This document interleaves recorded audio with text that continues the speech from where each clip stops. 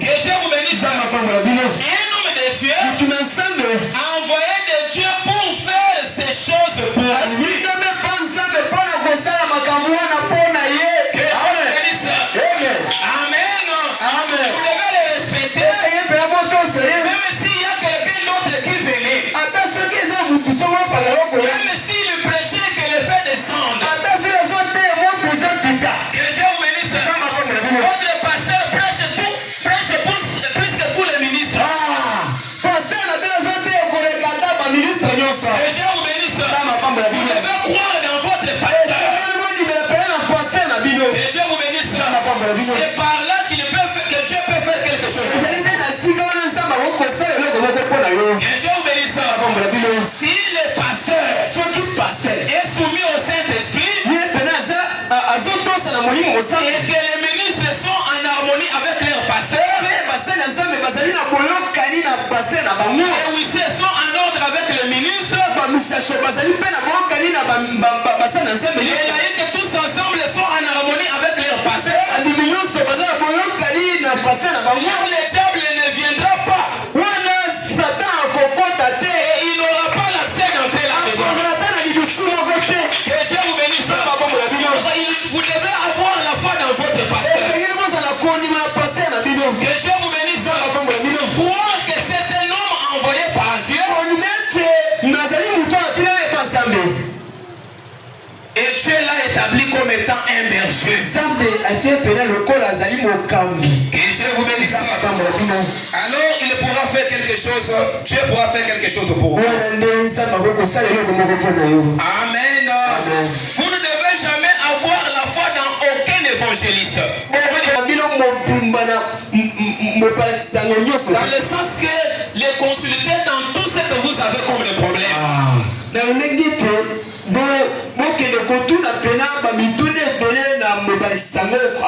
Dieu vous bénisse. Comme un ministre qui vient, un évangéliste qui vient, vous commencez à l'ouvrir tout votre cœur pour vous parler de toute votre vie. Que Dieu vous bénisse. Le dit que consultez votre pasteur même dans des petites choses. Que Dieu vous bénisse. Même si tu veux faire des activités, venez consulter votre pasteur. Pasteur, j'aimerais faire telle ou telle activité. Que Dieu vous bénisse. Et le pasteur priera pour toi. Et les choses iront de l'avant. Que Dieu vous bénisse. Quand je dis ça, je connais très bien pourquoi je dis ça. Amen. Lancez la confiance dans votre pasteur. Amen. Là, je ne dis pas que vous devez rejeter les missionnaires. Les missionnaires à sa place. Et le pasteur à sa place. Le pasteur est considéré comme étant le berger de l'église.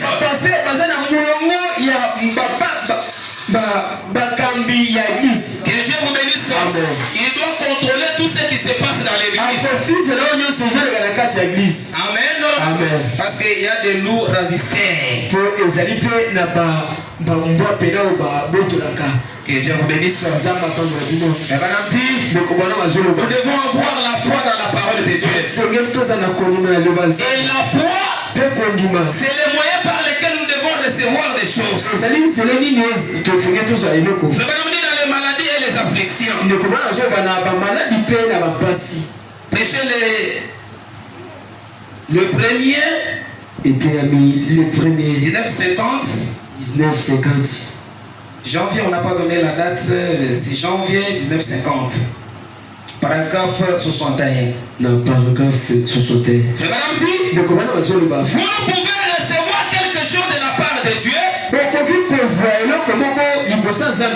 par la foi. Que Dieu vous bénisse. C'est par la foi que les murailles de Jéricho tombèrent. Que Dieu vous bénisse. C'est par la foi que Moïse refusa d'être appelé fils de la de Pharaon.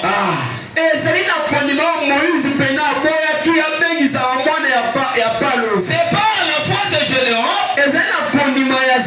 a fait telle chose. Que Dieu vous bénisse. Sans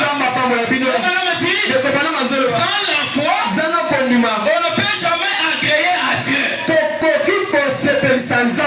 Dieu vous bénisse.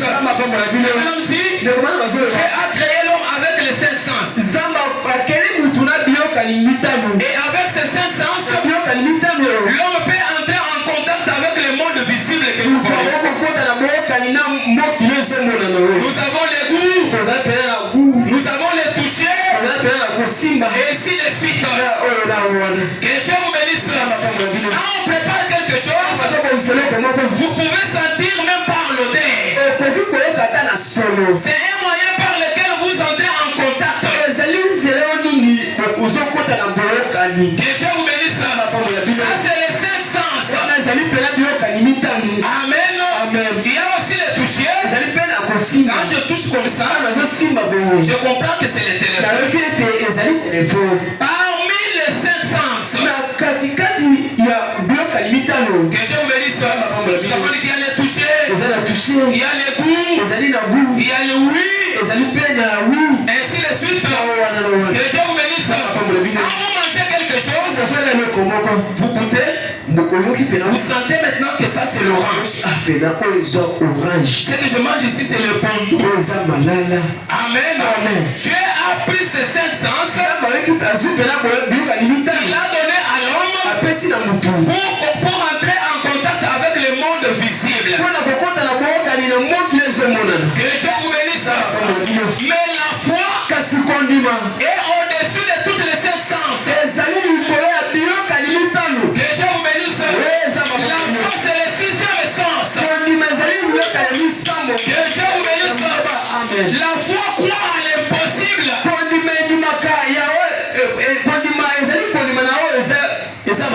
Dieu vous bénisse. Comme Abraham avait crié à l'invisible, il a crié à la parole de Dieu. Amen.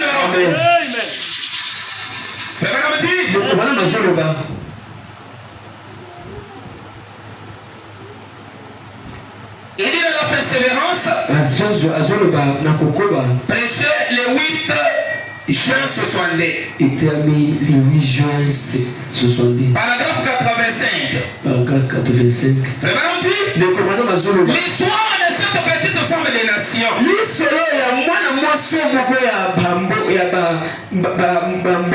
Combien elle était tenace. Elle a été très persévérante. Il dit, car la foi était venue de ce qu'elle avait entendu. Que Dieu vous bénisse. La foi vient de ce que l'on entend. Et ce que l'on entend de la parole de Dieu. Que Dieu vous bénisse. Et cette femme avait entendu la parole de Dieu. Et cette parole-là avait créé la foi en elle. Que Dieu vous bénisse. Il dit, car la foi était venue de ce qu'elle avait entendu. De ce qu'elle avait entendu la parole de Dieu. Malgré tous les obstacles, et nous voici assis ce soir. Que Dieu vous bénisse. Quand le tir c'est les obstacles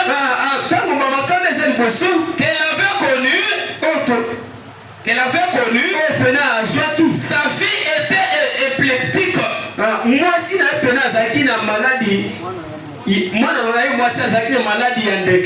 était une femme des nations.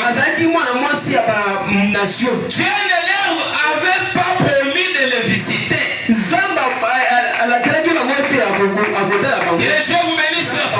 Quand Jésus était venu, il était venu pour les Juifs. Mais il n'était pas venu pour les nations.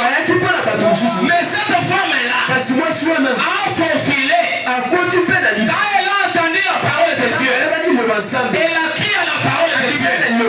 Et quand cette parole-là est entrée en elle, la parole de Dieu a créé la foi dans cette femme.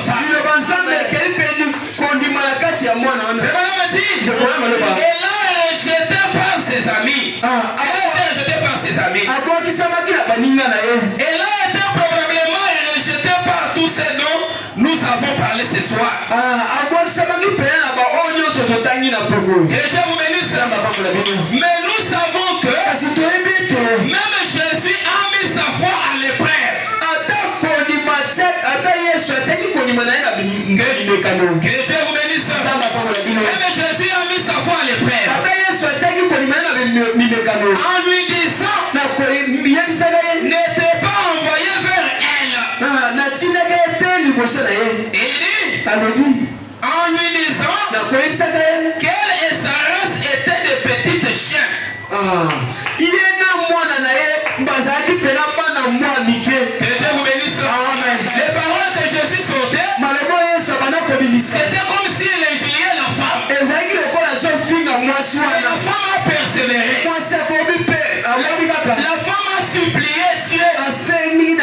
Parce que Jésus considérait cette femme comme étant un chien. Mais la femme a dit, même les miettes qui tombent par terre, on les fait aussi pour lécher cela.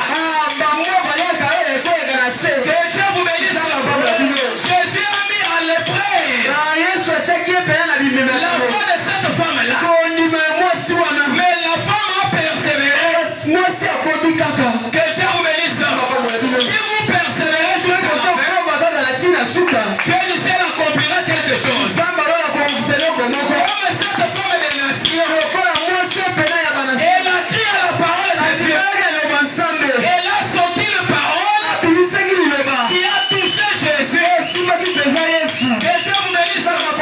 Dieu a besoin d'une véritable parole qui peut toucher les trônes de Dieu. Et Dieu vous bénisse.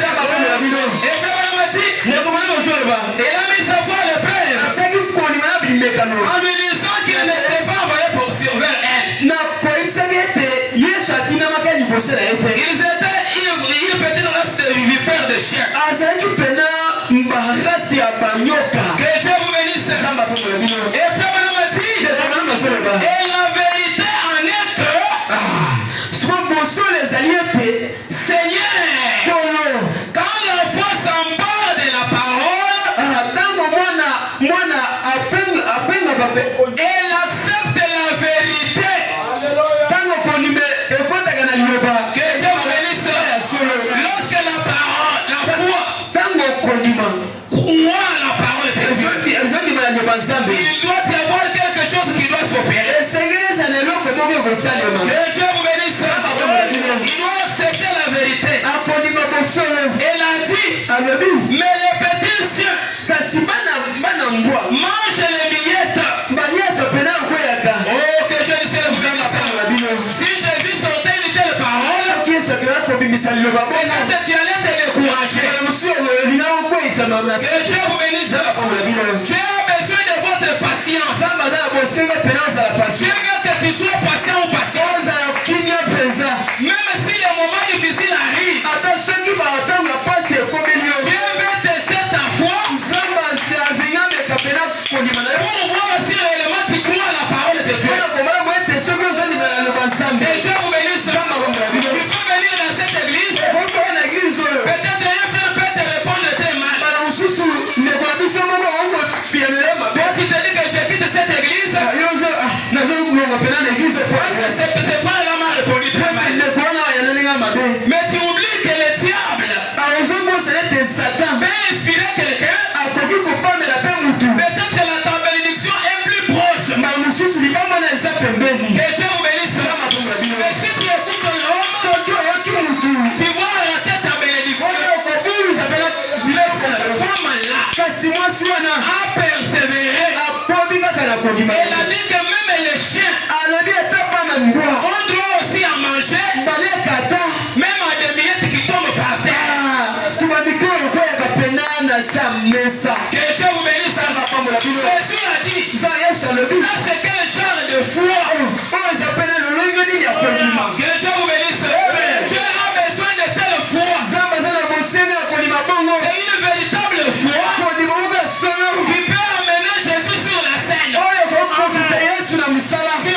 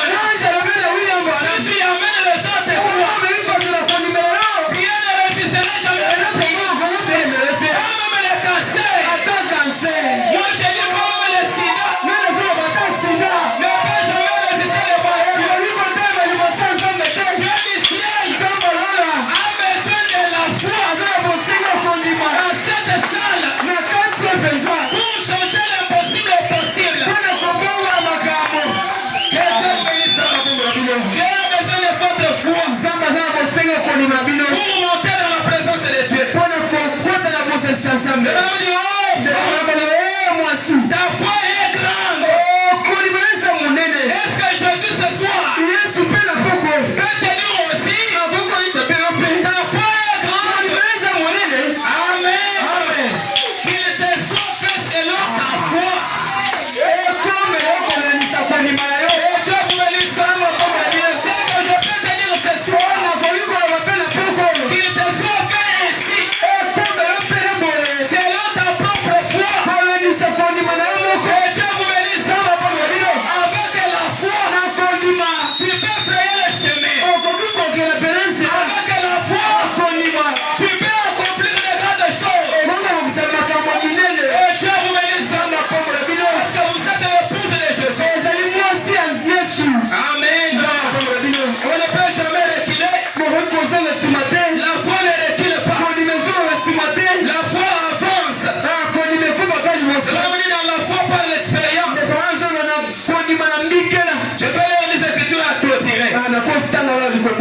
La foi par l'expérience.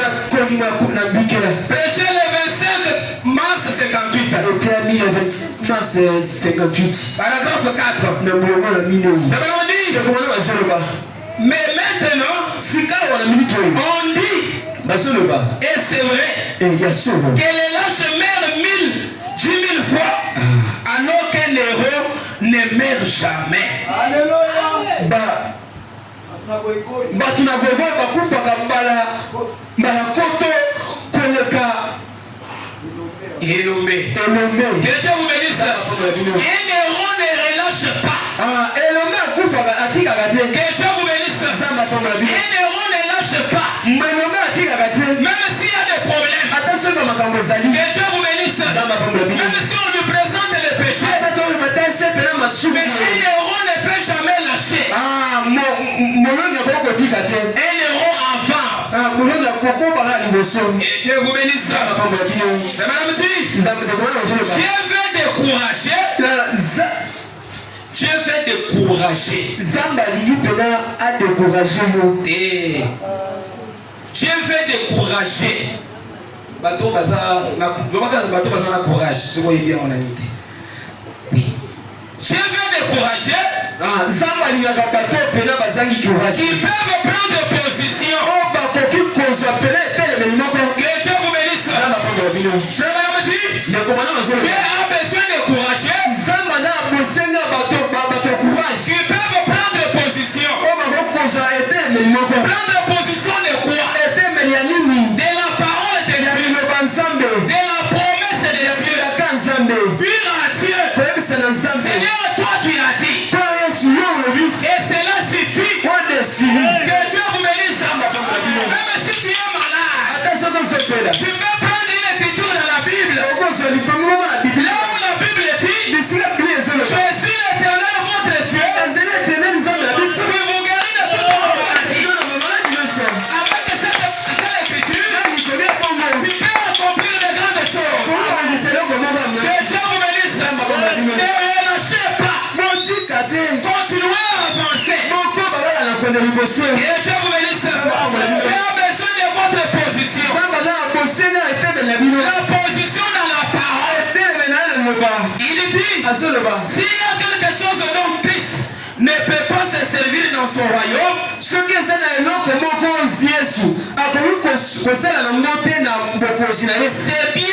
lâches. Que Dieu vous bénisse. Et lâche c'est qui? Quand les épreuves viennent, quand les temps difficiles viennent, ils vont relâcher. Mais Dieu du ciel, il dit qu'il n'a pas besoin de lâches dans son royaume. Que Dieu vous bénisse.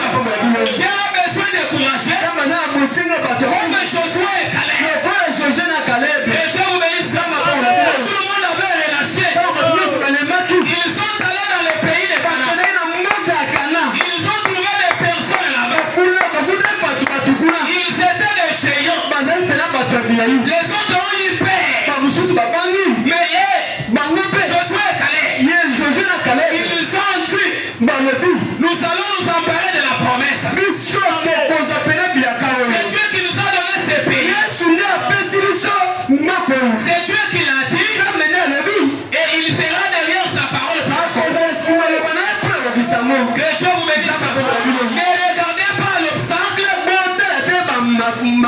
Mais regardez la grandeur de votre Dieu. Que Dieu vous bénisse. Ayez foi en Dieu. Premièrement, il nous faut découvrir ce qu'est la foi. Que Dieu vous bénisse. La Bible déclare que la foi est une ferme assurance des choses qu'on espère. Amen. Et c'est une démonstration de celle qu'on ne voit pas. Que Dieu vous bénisse. La foi croit l'impossible. Que Dieu vous bénisse. La foi voit que vous priez que c'est quelque chose. Vous croyez déjà que vous possédez cela. Amen. C'est comme si vous avez déjà cela. C'est comme Abraham. Dieu lui a fait la promesse d'un fils.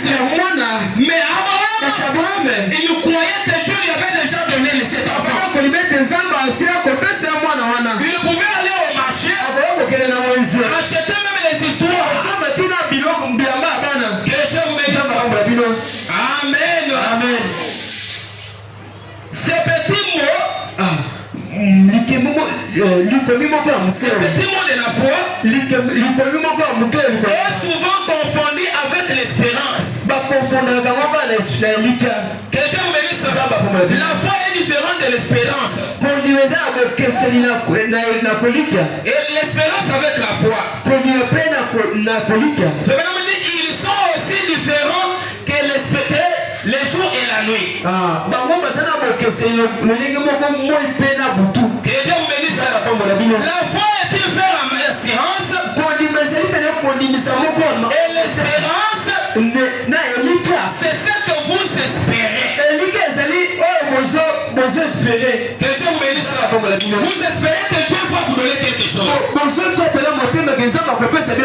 croyez que Dieu va vous donner telle ou telle chose.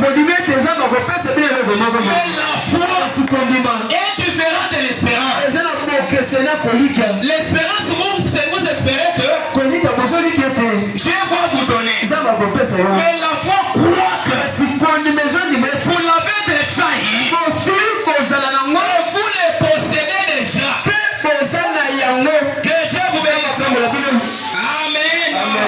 Donc ça, la foi, personne ne peut être agréé. Ne peut être agréé à notre Dieu. Amen.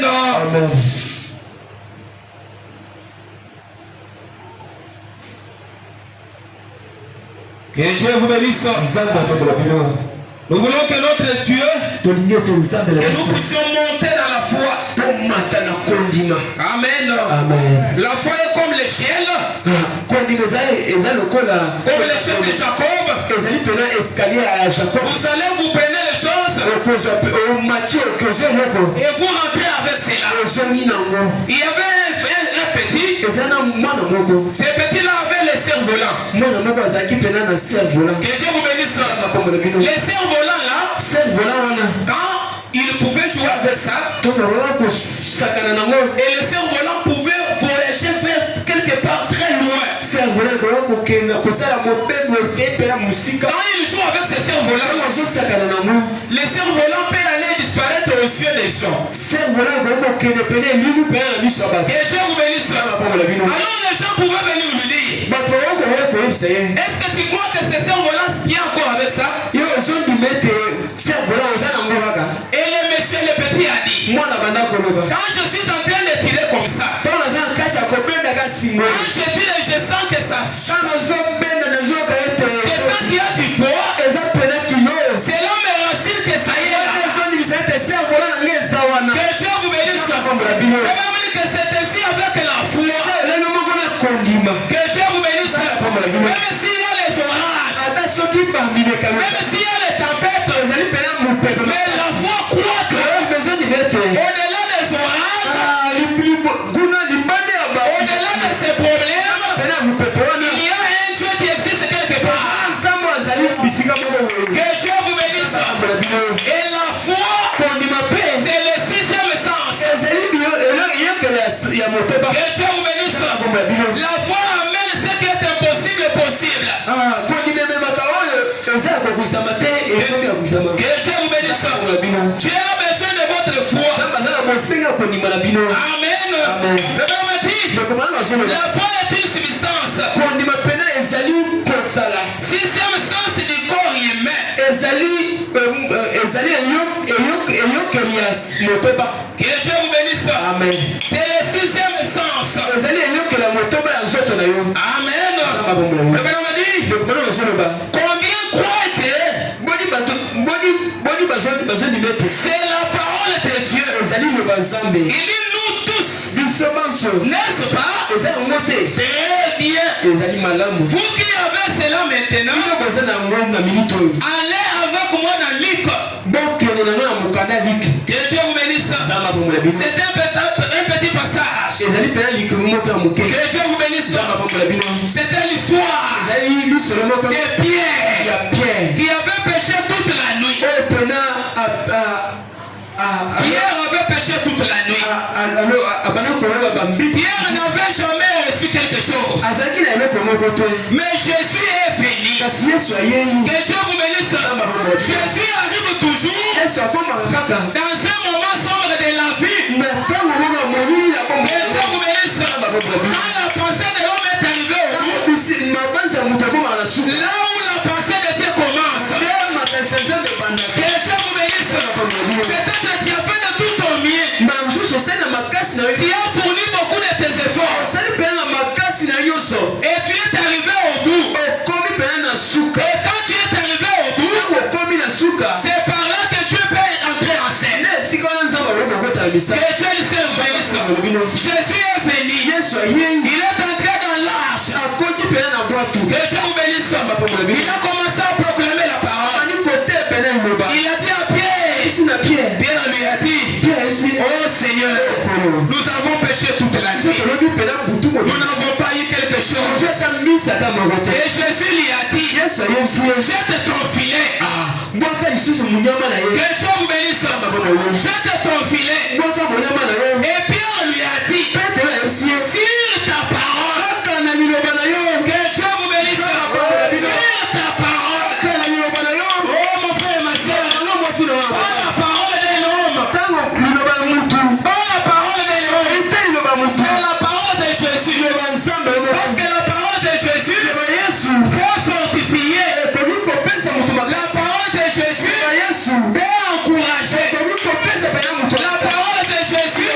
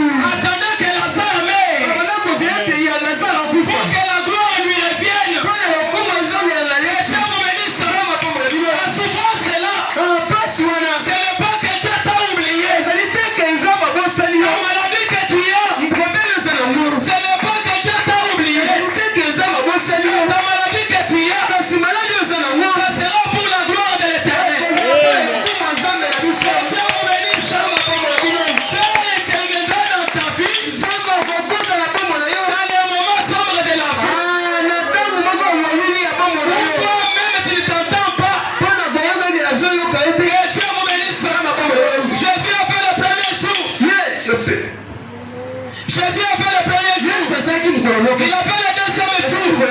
Le troisième jour, les gens se sont moqués. Jésus, Lazare était allé jusqu'à dans la tombe. Que Dieu vous bénisse. Et dans un moment pareil, que Jésus descend pour confondre l'ennemi. Que Dieu vous bénisse. Alors Jésus est arrivé en bas. Marthe lui a dit, si tu étais ici, mon frère Lazare ne serait pas mort.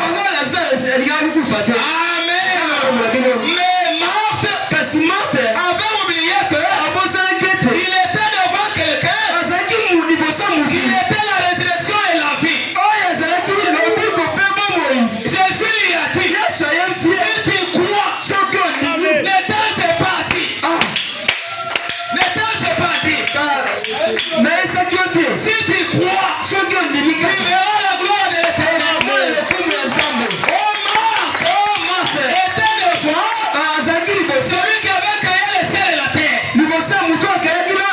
Il était la résurrection et la vie. Il était notre poteau d'attache. Que Dieu vous bénisse. Ils sont allés à la tombe. Jésus a pleuré. Que Dieu vous bénisse.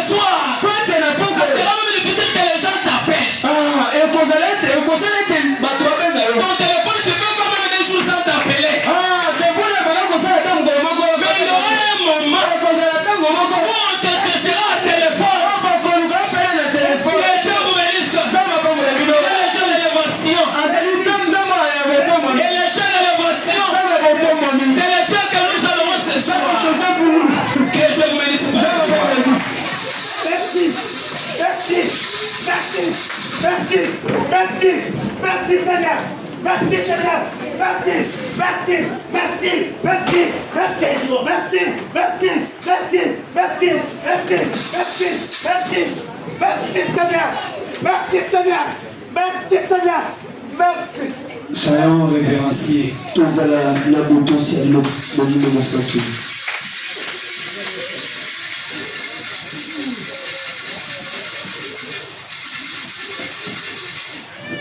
Que Dieu soit loué pour la parole. Acclamons le Seigneur. Et que Dieu bénisse son serviteur. Sans plus tarder, je vous convie à vous lever. Vous avez écouté la parole de Dieu. Dieu te demande ce soir d'avoir la foi. Alléluia. Amen, amen. Il va avoir foi. Et comme tu es devant Dieu, lui qui est la puissance vivifiante, lui qui est la puissance de résurrection, qu'est-ce qui est mort dans ta vie? Est-ce que tu peux voir ce qui est mort dans ta vie? Parce qu'il y a un homme qui peut ressusciter ça ce soir. Quand tu te regardes, qu'est-ce qui est mort dans ta vie? Ici, il y a un homme qui est plus que Salomon. Alléluia! Il y a un homme plus que Salomon. Son nom humain, c'est le Seigneur Jésus. Et le nom de Jésus fait fuir le diable. Est-ce que tu peux faire monter ta foi? Frère Branham dit, vous ne pouvez pas épuiser la bonté de Dieu. Dieu veut que nous lui demandons beaucoup. Qu'est-ce que tu veux demander à Dieu? Et Dieu te pose la question. Qu'est-ce que tu veux que je te fasse? Demandons de grandes choses. Car les grandes choses sont aussi faciles à recevoir que les petites. Amen.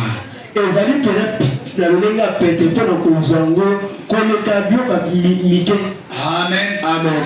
Comme Dieu te donne la guérison, c'est facile aussi de te donner un avion.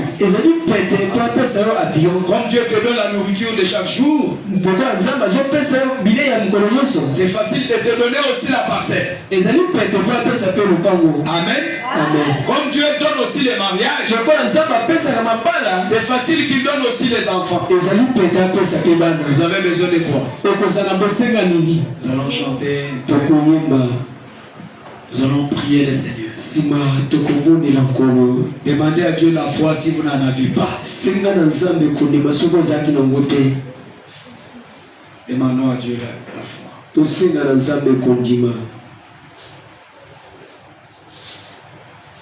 Yesu